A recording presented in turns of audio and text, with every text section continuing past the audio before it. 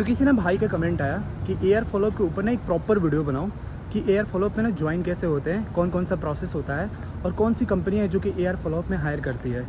ये सारी चीज़ें इस वीडियो में डिस्कस करने वाले हैं। सो वीडियो शुरू करें।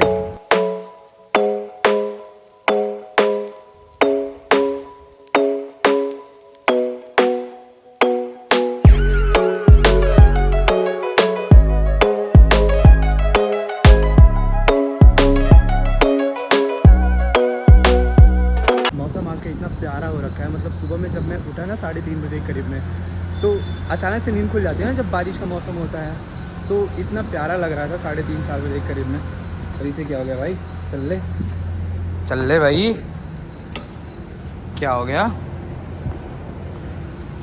चल ले भाई, ये ना चलने वाला। कभी कभी एविलेटर चलता है, कभी कभी नहीं यार, लगता है ख़राब हो गया।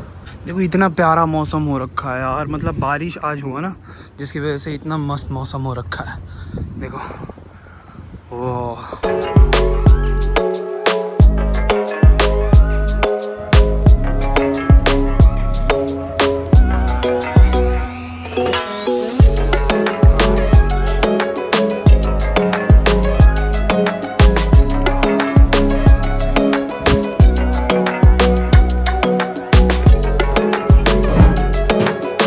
साले व्लॉग बना रहे हो उसमें गाली दे रहे हो यार, शर्म कर लो थोड़ी सी।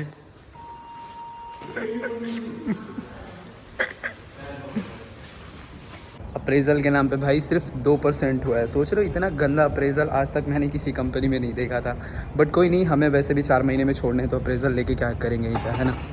अब बात करें कि एयर फॉलोअप होता क्या है, इसका क्राइटेरिया क्या होता है ज्वाइन करने के लिए, और कौन कौन सी कंपनियां जो है वो एयर फॉलोअप हायर करती है। ठीक है, एयर फॉलोअप के बारे में अच्छे से डिटेल में बताता हूँ कि एयर फॉलोअप होता क्या है। ठीक है, देखो एयर फॉलोअप जो होता है वो हेल्थ केयर का एक पार्ट होता है, जो कि मेडिकल बिलिंग से रिलेटेड जो होता है, जो कि डिनाइल वगैरह पे काम करने होते हैं। फॉर एग्जांपल कि अगर कोई यूएस में जो कस्टमर है, ठीक है, कोई कैंडिडेट है, वो उसको मान लो कोई प्रॉब्लम हो रखी है, बुखार आया है या कुछ भी प्रॉब्लम आ रही है, वो हॉस्पिटल गया, ठीक है, उसने इलाज कराया और वो घर चला गया। देखो इंडिया में होता है ना कि हेल्थ केयर जो होता है वो अपने अकॉर्डिंग होता है, कोई इंसान चाहे तो ले सकता है, कोई इंसान चाहे तो नहीं ले सकता है। बट यूएस में क्या है, यूएस में या फिर अदर कंट्री में क्या होता है कि वहाँ पे ना हेल्थ केयर जो है वो परमानेंटली होता है। लाइक वो जो होता है वो ज़रूरी है, वो आपको हेल्थ केयर लेना ही लेना है। अगर कोई पैसे वाला होता है तो प्राइवेट हॉस्पिटल से हेल्थ केयर लेता है, बट अगर कोई कम पैसे वाला रहता है तो उसके लिए जो गवर्नमेंट है वो ऑफ़र करती है। तो हेल्थ केयर जो है वो सबके लिए ज़रूरी होता है यूएस में। तो ये इसके लिए होता है कि अगर कोई बंदा जो है, अगर कोई प्रॉब्लम होता है, तो सारा जो अब डिस्कशन होगा ना, जो इंश्योरेंस कंपनी और डॉक्टर के साथ होगा। ठीक है, हॉस्पिटल और इंश्योरेंस कंपनी के साथ ही अब जो भी डिस्कशन होगा वही होगा कि कितना पैसा हुआ, कितने इसके चार्जेस हुए। ठीक है, ये सारी डिस्कशन अब उन दोनों के बीच में होगी। कस्टमर का इसमें अब कोई लेना देना नहीं है, वो गया, इलाज कराया और घर आ गया, दैट्स इट। कुछ जो डेटा होते हैं वो डिनाइल हो जाते हैं, ठीक है, जो कि जो भी क्लेम्स वगैरह है वो डिनाइल हो जाते हैं, तो उस डिनाइल पे ही काम करना होता है, फॉलोअप लेनी होती है। ठीक है, कि ये डिनाइल क्यों हुआ, क्या प्रॉब्लम था, ये सारी चीज़ जो है वो कस्टमर के साथ होता है, मतलब प्रोवाइडर के साथ होता है। ठीक है, जो भी डिनाइल वगैरह पे काम होता है। अब इन सिनेरियो को जो एआर फॉलोअप करता है वो सारा डेटा वगैरह कलेक्ट करता है। ठीक है, डिनाइल वगैरह को चेक करता है कि क्यों, क्या रीज़न था, क्या प्रॉब्लम था, तो इसे बोलते हैं एआर फॉलोअप। ठीक है, पूरी डिटेल में एक वीडियो चाहे तो बन सकती है, बट मैं सोच रहा हूँ कि जितना आपको जानकारी मिलनी चाहिए उतना ही जानकारी बस ले लो। ये सारी चीज़ें आपको ट्रेनिंग में भी सिखाया जाएगा कि एआर फॉलोअप होता है क्या है, इसमें क्या कैसे काम करते हैं, कौन कौन से एप्लीकेशन पे काम करना होता है। ठीक है, सारी चीज़ें वो आपको ट्रेनिंग देंगे, 3 मंथ का ट्रेनिंग होता है, तो समझ जाओ कि कितना ज़्यादा बड़ा प्रोसेस होता है ये। एआर फॉलोअप में क्या होता है, 80% जो काम होता है वो होता है बैकएंड का काम। ठीक है, डिनाइल वगैरह पे चेक करना होता है, एक्सेल वगैरह पे काम करना होता है, एप्लीकेशन वगैरह पे काम करना होता है, और 20% जो होता है वो होता है कॉलिंग का। उसमें ज़्यादा कॉलिंग के काम नहीं रहता है, तो ये मत सोचना कि बहुत ज़्यादा कॉल करना पड़ेगा। ये समझ जाओ कि एक तरह का बैकएंड ही है, बस थोड़ा बहुत जो है वो डिनाइल के कॉल्स वगैरह वो आउटबाउंड होता है। तो ये सारी चीज़ें जो होती है बहुत ईजी होती है, कोई टेंशन नहीं है। तो इसे समझ जाओ कि कंप्लीट बैकएंड ही है, थोड़ा बहुत जो होता है वो कॉलिंग है, इसके अलावा कुछ नहीं है। तो इसमें जो एलिजिबिलिटी होती है, जो क्राइटेरिया होता है, ग्रेजुएशन होता है। ठीक है, बट अगर आप अंडर ग्रेजुएट हो जिसमें आपका एक्सपीरियंस है मिनिमम 6 मंथ्स का या 1 साल का, तो आप अप्लाई कर सकते हो। ठीक है, और कुछ कंपनियां जो है वो ग्रेजुएशन ही मांगती है, बट कुछ जो कंपनी है वो अंडर ग्रेजुएट भी ले लेती है। अब बात करेंगे कि आपको क्यों ज्वाइन करना चाहिए AR फॉलोअप ही। देखो ऐसे मार्केट में ना बहुत सारी ऐसे हैं, बहुत सारी कंपनियां जो कि अलग अलग प्रोसेस पे काम करती है। देखो जब मैं पुराना में जॉब करता था तो वहाँ पे लीगल बैक ऑफिस का काम करता था, ठीक है। कोर्ट कचहरी वाला जो भी काम था वो सारा काम लीगल बैक ऑफिस में ही होता है, ठीक है।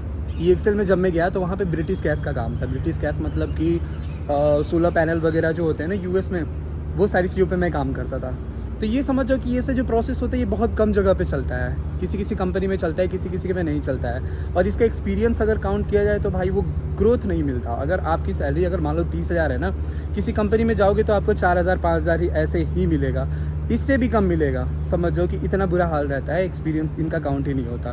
बट AR फॉलोअप ही एक ऐसा प्रोसेस है जो कि सारी कंपनियों में चलता है, मोस्टली जो कि MNC कंपनी में होती है। कोग्निजेंट में चलता है, ठीक है, R1 RCM में चलता है, EXL में चलता है, एक्सेस हेल्थ केयर में चलता है। बहुत सारी जो कंपनी है AR फॉलोअप का प्रोसेस जो है चलता है। इस वजह से मैं बोलता हूँ कि AR फॉलोअप में आओ, उसमें अपना इंटरव्यू दो, थोड़ा सा कम्युनिकेशन अच्छा करो और AR फॉलोअप ही ज्वाइन करना। देखो अगर मैं सच बताऊँ तो अगर मेरे को पहले पता होता ना कि AR का इतना ज़्यादा स्कोप है तो भाई मैं कोई और प्रोसेस में जाता ही नहीं, कम सैलरी पे ही AR फॉलोअप ज्वाइन कर लिया होता। मेरे साथ के ज्वाइन हुए AR फॉलोअप में जो कि इनकी सैलरी 24,000 23,000 थी, आज वो भाई 40,000 42,000 उठा रहे हैं। समझ रहे हो कि इसका सैलरी ग्रोथ जो होता है ना बहुत अच्छा खासा होता है। तुम नेगोशिएट कर सकते हो अपने HR के साथ। अगर किसी कंपनी में इंटरव्यू के लिए जा रहे हो ना तो तुम्हारा एक क्राइटेरिया सेट कर सकते हो कि भाई मैं इतने पैसे पे काम करूँगा। AR फॉलोअप का स्कोप है ना, क्योंकि उनको पता है कि भाई AR फॉलोअप का एक्सपीरियंस बंदे के पास है, अगर मैं हायर नहीं करूँगा तो कोई और कंपनी अच्छे प्राइस पे इसे हायर कर लेगी। तो ये एक बेस्ट ऑप्शन होता है AR फॉलोअप का। अभी बात करते हैं कि कौन सी बेस्ट कंपनी रहेगी जो कि AR फॉलोअप के लिए सबसे बेस्ट और अच्छी खासी सैलरी प्रोवाइड करा दे। देखो जो एक्सेस हेल्थ केयर जहाँ पे मैं वर्किंग हूँ, पहले इसका नाम पैसिफिक था, उसमें नोएडा सेक्टर 62 में C27 बिल्डिंग में जाना, ठीक है। वहाँ पे एज अ फ्रेशर ग्रेजुएशन के लिए AR फॉलोअप के लिए हायर करते हैं, ठीक है।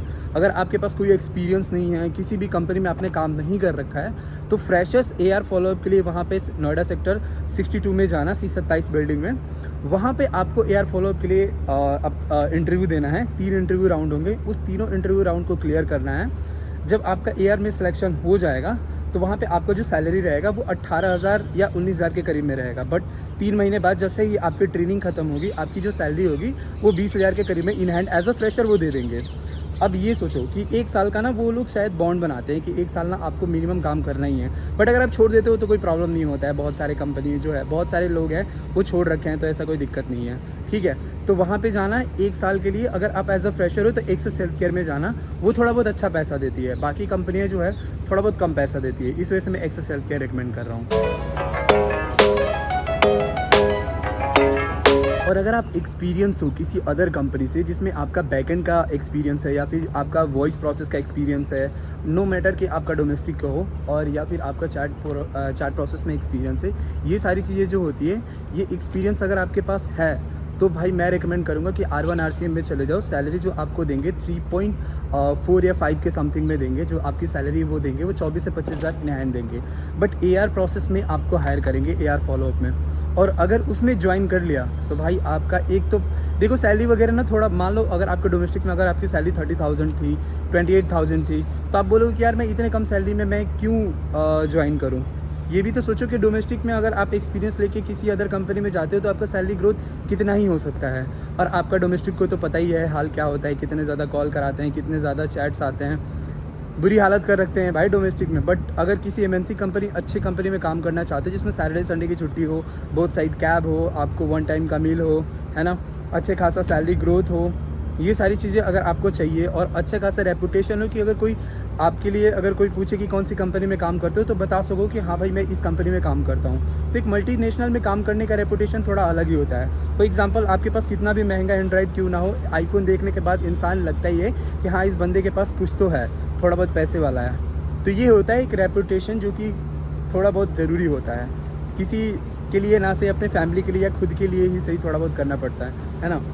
तो इस वजह से मैं रिकमेंड करता हूँ कि अगर आपके पास हल्का फुल्का एक्सपीरियंस है किसी कंपनी में, जैसे 1 साल का एक्सपीरियंस है किसी डोमेस्टिक प्रोसेस में, चैट वॉइस प्रोसेस में, तो आप R1 RCM में ज्वाइन करो, बेस्ट है भाई। अगर R1 RCM में एक्सपीरियंस के बाद 1 साल 2 साल 3 साल के बाद अगर स्विच करोगे ना, अच्छा खासा पैकेज मिलेगा। सो आई होप कि ये वीडियो थोड़ी बहुत आपके लिए हेल्पफुल हुई होगी। अगर आपको वीडियो अच्छी लगी तो लाइक करना बहुत ज़्यादा अच्छी लगी तो सब्सक्राइब करना। और जो भी आपके सवाल है वो आप मुझे कमेंट कर सकते हो, सारे कमेंट का मैं रिप्लाई करूँगा। और जो क्वेश्चंस मेरे से छूट चुके हैं जो कि मैं इस वीडियो में बता नहीं पाया, उसको आप कमेंट करो, मैं अच्छे से एक्सप्लेन करूँगा, मैं सब कुछ बताऊँगा कमेंट में। तो आप वीडियो को लाइक कर सकते हो और कमेंट कर सकते हो, ठीक है। चलो मिलते हैं नेक्स्ट वीडियो में, ओके बाय बाय।